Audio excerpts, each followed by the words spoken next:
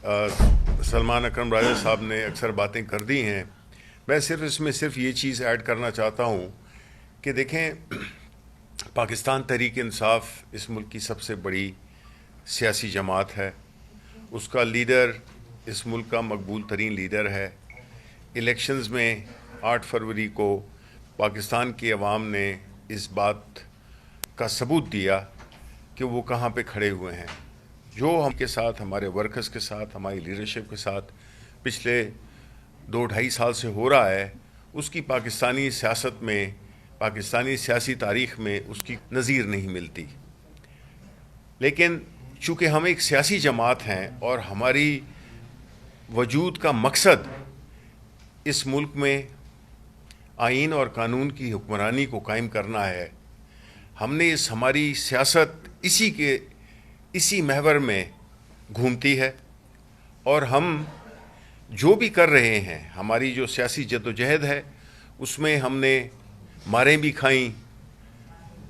शहादतें भी हुई हमारी, और हर तरह की जुल्म व बर्बरियत का सामना किया। उसका बुनियादी मकसद यही था कि हम एक ऐसी सियासी जमात जो कि पूरे पाकिस्तान पे हावी है इन टर्म्स ऑफ कवरेज, कि ये एक किसी इलाकाई जमात नहीं है। यहाँ के हमने हर जगह से इलेक्शन जीता है,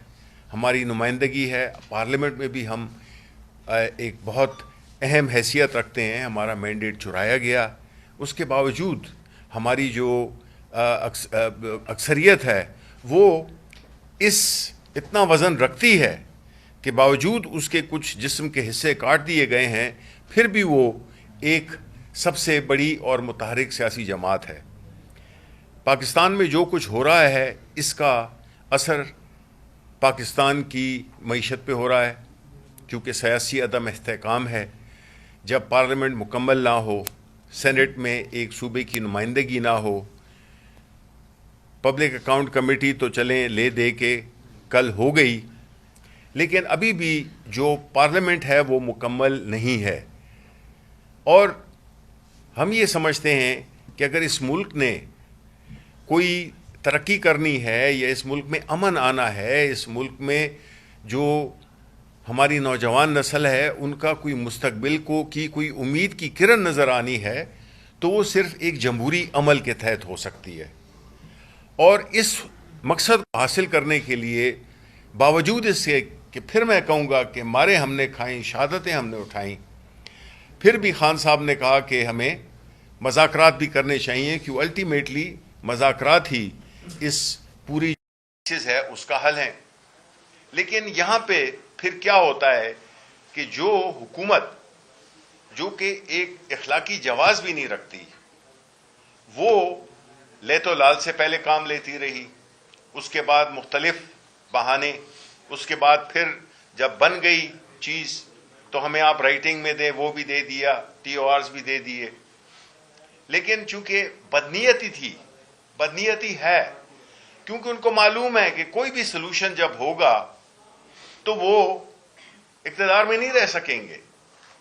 क्योंकि जिस चीज़ के पीछे ये सियासत कर रहे हैं, अगर उसका वजूद पाकिस्तान के अवाम के सामने जब आ जाएगा, क्यों दिलचस्पी नहीं है हुकूमत को कि 9 मई और 26 नवंबर की हकीकत को पाकिस्तान के अवाम जाने। इनका जो बुनियादी मकसद है वो यही है कि ये चीज़ जिसके पीछे या जिसके बलबूते पे ये सियासत कर रहे हैं या इक़्तिदार में है, वो इनका वो ख़त्म हो जाएगा। तो इसी वजह से ये बदनीयती की बुनियाद पर इन्होंने मज़ाकरात में मुख्तलिफ किस्म के बहाने किए, बदनीयती का मुजाहरा किया। और उससे सबसे बढ़कर कि इन्होंने जब कमीशन बनाने में लैतोलाल का से काम लिया, तो इनकी हकीकत सामने आ गई कि ये चाहते ही नहीं है कि ये सच अवाम, पाकिस्तान के अवाम को पता चल सके। ये एक कॉन्फ्लिक्ट ऑफ इंटरेस्ट है इनका, ये कभी भी नहीं करेंगे। और अभी भी इनके पास टाइम है कि अगर वो ये कमीशंस बना दें, अपनी नीयत का इजहार कर दें, پاکستان کے عوام اس کو ویلکم کریں گے، اور اگر یہ نہیں کرتے تو اس کا مطلب یہی ہوا کہ یہ نہیں چاہتے کہ سچ سامنے آئے،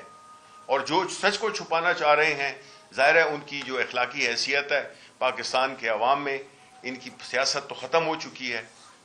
لیکن ابھی یہ اسی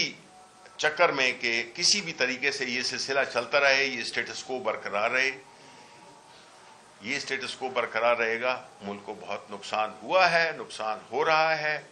اور نیشنلی انٹرنیشنلی ہم اس کی بہت بھاری قیمت ادا کر رہے ہیں۔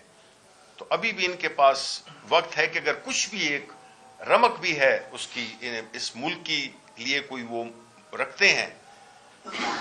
تو وہ اس سٹیٹس کو ختم کریں اور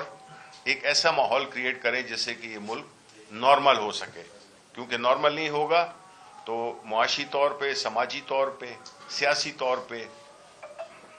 ہم کھڈے میں مزید دھنستے جائیں گے۔